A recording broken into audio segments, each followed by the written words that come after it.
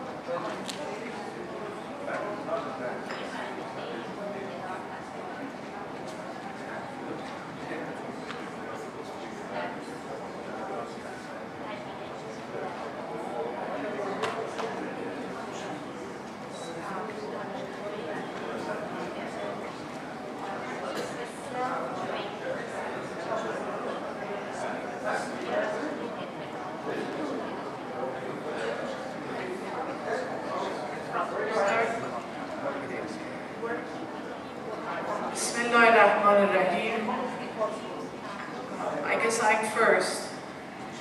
I wish I was last because I could use everyone else's words to see what I could say. But I wanted to thank again Nottingham University for holding this 7th Multiversity session, and Uncle Idris and Omar, Claude, Raju, Uncle Muhyiddin, and all of our friends here, and especially the Iranians who joined us this time, who I think contributed a lot to my own learning, and we got to know each other better for furthering more work, inshallah, in Iran when we're together. I think, well, my mother was actually an artist, and every time she produced a painting, one of her new artworks, she said, I always think my last painting is the best. I think that this meeting that we had was really the best of all that we've had up to now, from my own experience. I've enjoyed it very much. I hope that maybe it's because we've had 7 and we're working together more and we're getting to know each other more. But I enjoyed being with the older, the more experienced, and the younger ones who were very, very creative and full of experience. This was, I think, a challenge for myself to think about the youth that I'm working with, and also to tell the older ones back home about how so many experienced people are still in the world who are thinking of the betterment of education and learning. I think I just was thinking that probably, like we had in our group, we should have more informal meetings together, see each other more, and have more of the younger generation with us, talking more together and more informal spaces. And as Mr. Lavasani suggested, in gardens, that we can invite you to be in Iran. And that we can have more of a life of our friends from India and practice it during the time that we have between the breaks of the multiversity sessions. Also, we have to think about the agent that is going to do this work that we have here in the 4 listed points. Give a name to who is going to be responsible for conducting what is going to be conducted here, so we can follow it up and do some serious work, inshallah. So I thank you very much. If anything comes up, then I'll talk about it. Well, thank you everybody for taking in me. For me, it has been a very important experience because I have been listening in my side of the world a lot about decolonizing education and many projects there, but it was the first time that I actually had the opportunity to know what is happening in very big Asia. And what I take with me after this discussion, aside from the statement that we will have, is a reflection about if we need to be opposing something in order to create new worlds. I think, and my guess, my take is that we are many from many different cultures. Just in numbers, we are many, and we have enough force, strength, knowledge. So I think a word that has been coming to me in these 2 days is populate, and not just in the sense of numbers, but in ideas. And for example, one very concrete thing is the language, is English. So my reflection, especially after looking the work that the Iranian women were saying, is it's maybe not about not teaching or not talking in English, but how do you make it? How do you populate the ideas, the words? In Malaysia, that's what I've learned. It's the first language for many people, and they have changed it, and it's a very proper owned version of English. So that would be one thing perhaps. And the sad side of it is that it's not only because of distance, but also because of language, that sometimes it's difficult to get people from Latin America, because many have said like, no, we're not learning English. So so there is a gap that I would like to see filled. But my most important idea I want to take and work with it is that we don't need to oppose. We need to be mindful of not falling into many mistakes and traps of colonization, but I think that we have enough knowledge to be decolonizing ourselves every day.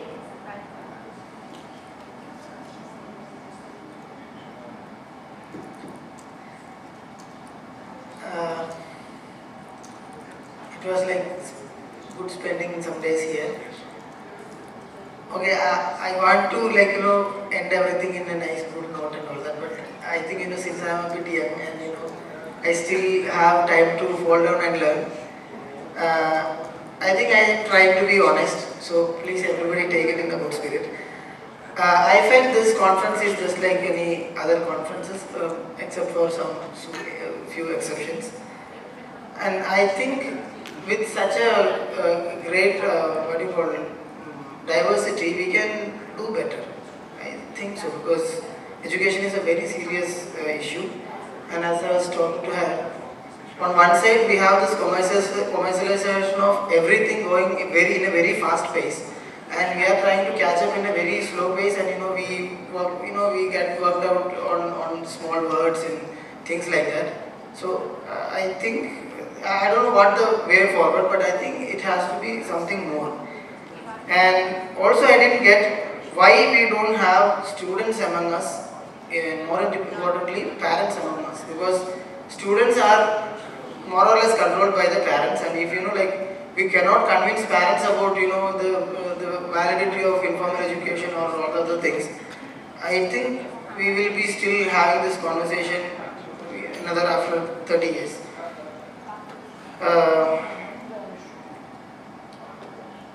And also how to make, this is again like all questions, how to make these sessions more engaging, because when Claude was showing us the 19th century or 16th century university where some people are reading, some people are sleeping, we were just having that here also. Some people were speaking and we were having our gadgets and and some people, there are many sleeping. So sorry, but I think it should not be that like that, because you see, at least we are talking about something new. So can we have that? Another important thing is that how can we practice proper democracy so that nobody dominates the other people, especially the ones who don't have much higher voice.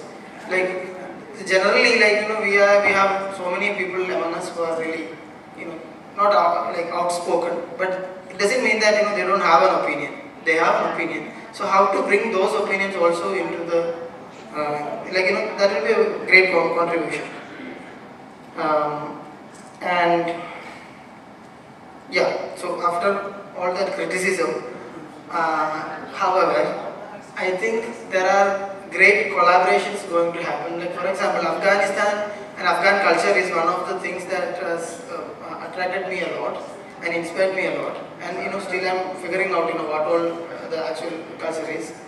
So from the Iranian group, I got a lot of insights.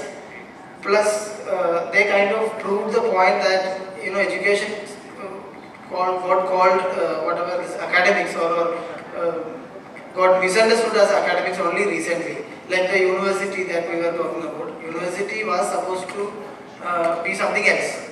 Now we mistake these things as university. So the same way, education was happening before, and as he said, he also mentioned, education is happening around. Like for example, we have many cinematographers, open source computer geniuses, hackers, farmers, merchants. I mean, there are people even who goes to MBA colleges and teach them how to manage things without any degrees and all that. So it's all true. So maybe Multiversity is a platform where we can acknowledge this, that education is already happening. You don't have to start up a new school to start these things. And thank you everybody. I think that's all.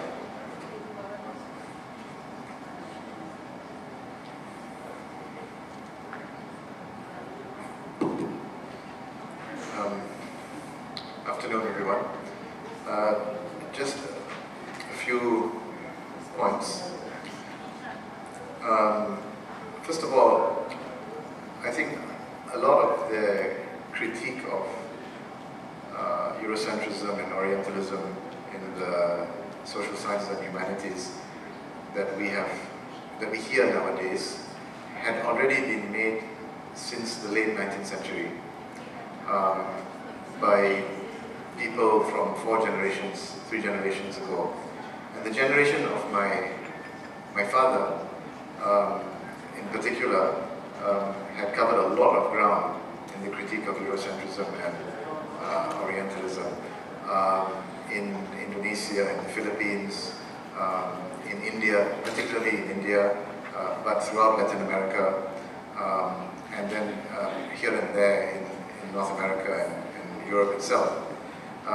We really have to avoid repeating the critique, because a lot of what we are doing, and I find that among people of my generation, and then now the generation after me, that they are repeating the critique with little construction of new knowledge. So for example, if you take the example of Muslim civilization, we had been speaking since the 1970s, more than 40 years ago, talking about the need to have an alternative social sciences. But until now, after 40 years, there has been hardly any work done in terms of reviving the classics. We've mentioned the names of Al-Biruni, of Ibn Khaldun, of Al-Farabi, but until now there's no Khaldunian school of sociology, there's no Biruni school of comparative religion, and so on and so forth. We've been talking about the need, and I always use the analogy of a cook. a chef who talks brilliantly about all kinds of recipes but never cooked in his life. So that's what we are in danger of becoming. So that's one point. The second point is this. There are examples of alternative schools of thought that have emerged. The Latin Americans produced dependency theory, and the Indians produced the subaltern school, the subaltern studies school. So there are examples, and I think going beyond the critique of Eurocentrism, let us do constructive criticism of these alternatives and explore that, and to see, what are other possible alternatives that can come out of that. And let us use our cultural resources in our region. There are at least two great cultural resources we have. We've got, I'm talking about individuals. We have Jose Rizal, who is really untapped as a founder of, you could say, a founder of post-colonialism, one of the early critiques of Orientalism, even before the term Orientalism was used to describe that kind of perspective. And closer to us, you have Pramudia Anantatur, who in his literary works provides a very interesting alternative to the history of Indonesia, but again, largely neglected as a source of alternative theorizing. And in Malaysia, I think we do have one or two examples, who are also largely neglected. So we need to get, to the work itself. Now, I have already mentioned previously the problem of university administration and politics of universities and so on. We can't do anything about that. But what can we do in spite of these problems?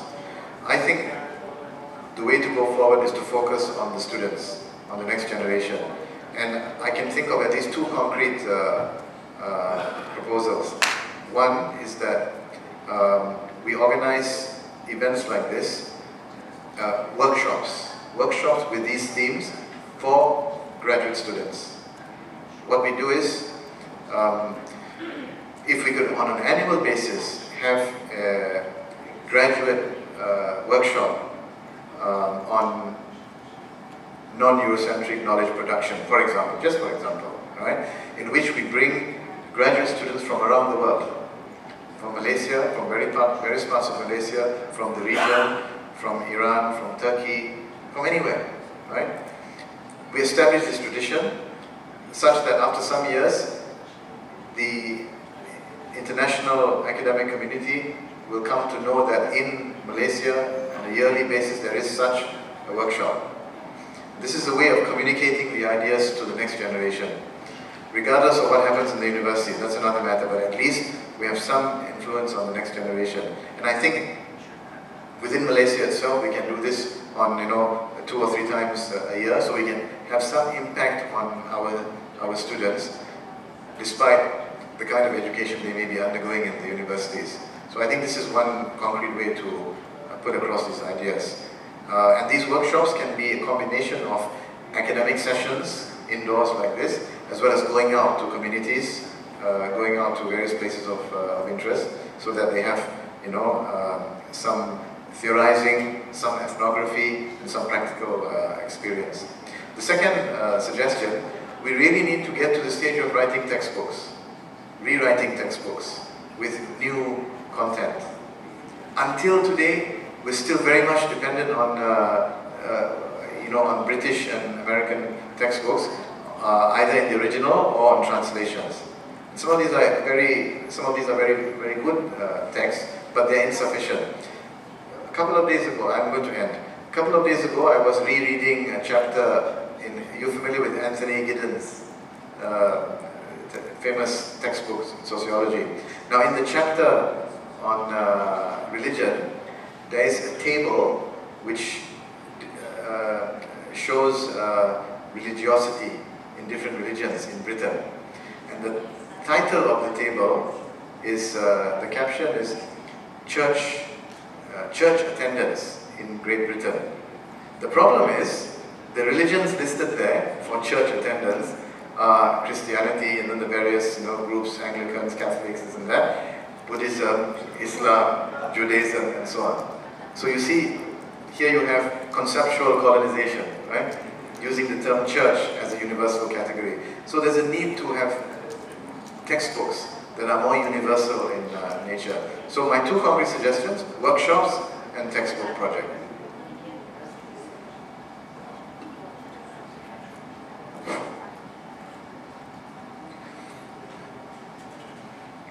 بندم ابتدا تشکر میکنم از همه دوستانی که فرصت نشست رو فراهم I would like to thank those who have given this opportunity and created this conference. خدا رو شاکرم. And I thank Allah for that. فکر میکنم که ما مجموعه‌ای که اینجا جمع شدیم یه بچه مشترک داشتیم و اون نه گفتن به علمی است که یه مرجعیت جهانی پیدا کرده و هویت اروپایی داره.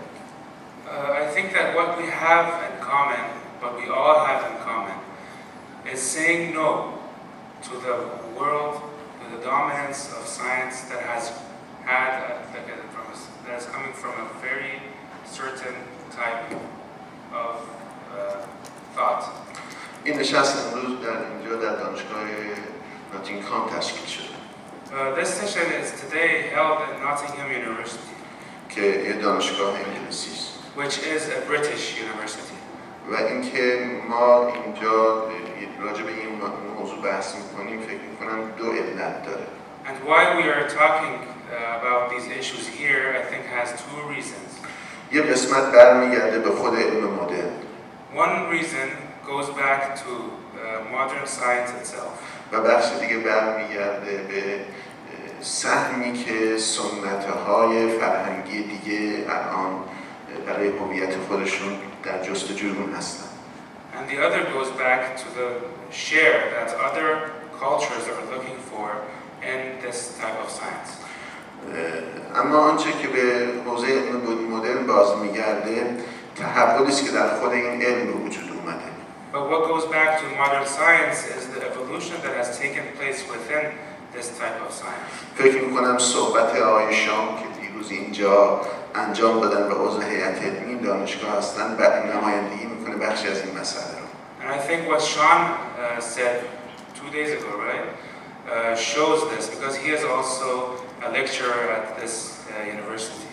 ایشون از نظریه استوارت هال و مکتب بیرمنگام و مطالعات فرهنگی صحبت کردن. البته اسم نبردن اما از این قسمت. He talked about cultural studies and the school of Birmingham. و نظرات استوارت هال. And also the thoughts of Stuart Hall. و اینکه در واقع یه پایانه این حوزه مطالعات فرهنگی برای جامعه شناسی کلاسیکه. And that this cultural studies is in a way an end to classical sociology. این چیزی بود که علم مدرن باید به اون میرسید. This is what modern science had to reach.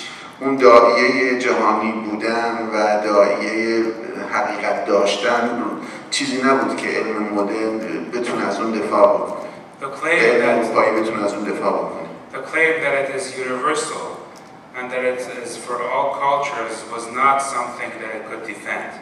علم مدرن از اول بر اساس همین هویتی که در آخر بهش رسیده بنیان نهاده شده بود. Modern science was in the beginning rooted in what it had reached right now. اما به این توجه نداشت. But it was not paying attention to it. شاید فیلسوف این علم نیچه باشه. Maybe the philosopher of such a science is Nietzsche. این علم مدرن در حقیقت بر تقدم اراده بر آگاهی اراده انسان دنیوی بر آگاهی و معرفت علمی شکل گرفته. This type of science is based on the will. اراده انسان سکولار و دنیوی به این جهان. The will of a secular worldly man. و تقدم این اراده بر علم شکل حقیقت و شکل گرفته. And that this will comes before حقیقت درست. on truth, before truth. این انسان مدرنه که علم و حقیقت رو میسازه و آفریننده حقیقت هست. It is this modern man who built this truth and this reality. نه اینکه حقیقت سازنده انسان باشه. Not that this truth builds human beings, not the opposite. و حقیقت در این نگاه مدرن متهم به این است که تمدن نداره و وحشی است و تحمل نداره و مدارا نداره. Truth in this modern form, in its modern form, is accused of being wild and تحمل نداره it does not have any tolerance. و متعلق به گذشته تاریخه. And it belongs to a historical past. و آن تولرانس رو نتیجه فهم این معنا میدونن که انسان قانون حقیقته. And they see tolerance the result of an issue that human is at the center of this truth. البته این خلاف واقع هم هست. Although this is not true. شما میدونید که در همین جهان مدرن دو جنگ اتفاق افتاد و در این دو جنگ حدود 100 میلیون انسان کشته شد. You can see that within this modern world, two wars occurred. And within these two wars, 100 million people were killed. اگر همه کشته‌های همه جنگ‌های تاریخ رو جمع بکنید به اندازه کشته‌های این دو تا جنگ نمیشه. If you add up all the killed people of all the wars throughout history, it would not be equal to this number. اما مجموعه‌ای که اینجا جمع شدن مربوط به جهان‌های ماهی هستند که غیر اروپایی هستند. But the groups that have gathered here are from countries that are non-Western. این جهان‌ها به رغم تفاوت‌هایی که داشتند در کانون اونها علمی نهفته بود که مبتنی بر حقیقت بود. With all their differences, they come from countries that incorporated a type of knowledge that was dependent on truth. و انسان رو به آستانه حقیقت می‌خواست ببره. And wanted to take the human being towards truth. حقیقت فراسوی انسان، نه پشت سر انسان. The truth was in front of the human and not behind him. و نشستن این دوستانی که در اینجا از فرهنگ‌های مختلف هستند نشان داد که چنین جستجوی چنین علمی با مدارا و تلاش کردن و تحمل کردن نه تنها ناسازگار نیست بلکه سازگاره. And that we have all gathered here shows that the search for such a knowledge is not only impossible, but it is rather needed and necessary, and this is the way forward. اگر که تحمل و مدارا به لحاظ منطقی بخواهد دفاع بشود مبتنی بر این است که حقیقتی باشد. If we want to defend tolerance, it has to be known that has to be dependent on a truth. و تحمل خود حقیقت دانسته شود. And that tolerance is by itself a type of truth. اگر تحمل خود حقیقت نباشد آن موقع از خود حقیقت هم نمی‌شود، از خود تحمل هم نمی‌شود دفاع کرد و مدارا هم نمی‌شود دفاع کرد. Tolerance is not truth itself, then we cannot defend tolerance. و این مسیری رو که ما در جستجوی برای علم مبتنی بر حقیقت دنبال می‌کنیم این متوقف بر اینه که همگی یه شناخت درستی نسبت به هویت علم مدرن داشته باشیم. And the path that we're taking towards finding the true knowledge, the knowledge that is based on truth, is that we all have a very good understanding of modern science. و همچنین ریشه‌های در جستجوی حقیقت به سوی فرهنگ و تاریخ خودمون حرکت بکنیم. And in this path, we go towards and move towards our own cultures or our own indigenous knowledge. و در درون وجود خودمون And within ourselves. حقیقت مطلق است. And within ourselves, the truth is complete and it's unique. و محدود به حدی نیست. And it is not limited. به ما از ما نزدیکتره. It is even closer to us than us. ما از او دوریم اما او به ما نزدیکه. We are far from it, but the truth is very close to us. برای رسیدن به او باید گوش کرد. And to reach it, we have to listen to it. باید از سر خود برخاست، از سر خود و محدودیت‌هایی که برای خود تعیین کردیم برخاست. So we have to leave the limitations and all the boundaries that we have created for ourselves, تا صدای آن را شنید. so that we would